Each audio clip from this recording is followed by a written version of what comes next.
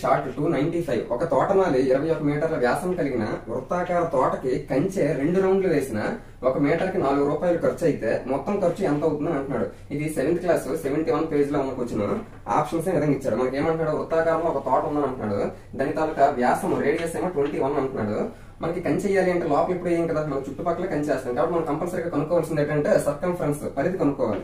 C = 2πr అంటే 2 into మనకి π అంటే 22/7, r అంటే మనకి 21.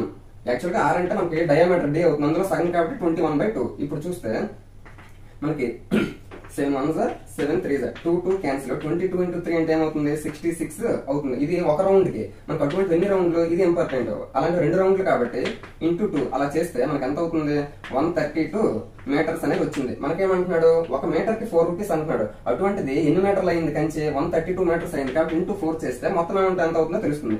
4 2s 8, 4 13s 52 అంటే టోటల్ గా 528 రూపీస్ ఆ ఖర్చు అవుతుంది. Option 1 is the correct answer. Thank you.